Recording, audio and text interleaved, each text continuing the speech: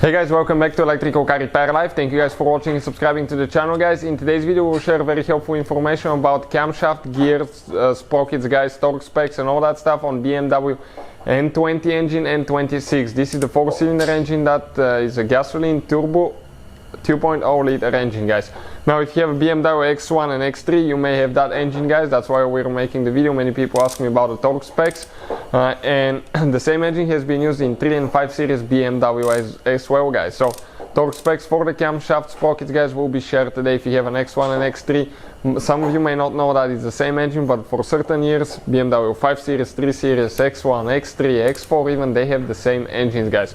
So that's what we'll be doing today. Also, make sure to stay until the end. We'll share, guys, one advice that can save you $5,000 to $10,000 on future repairs on your engine. So always gotta make sure that you do it right, guys. One thing now, if you guys have a BMW or any car like that, every single car we get at the shop, we make at least 200 videos. Most of the time, like this one here, we'll have even over 300 videos. Why we do all that? Simply because our mission at the shop is to save you guys as much money as we can. All we need in return, please subscribe to the channel and like the video, guys.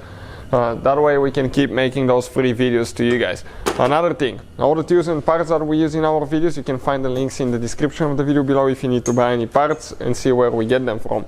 This is, guys, the engine right here. This is the 2.0 gasoline engine that I've been talking about.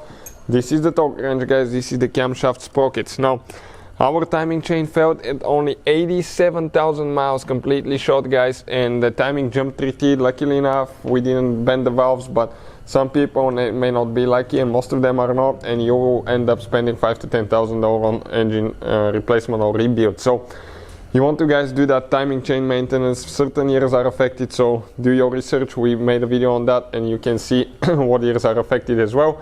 If you need to remove and replace the timing chain, the whole video is on our main channel, how to repair, guys. How to repair, guys. That's our main channel. As you know, we have 3 channels, but this is the main one. Very detailed video from start to finish, how we remove and replace the timing chain on that N20 engine. Now, about the camshaft sprockets, guys, when you get them tied, you have to have the timing tools and all that installed.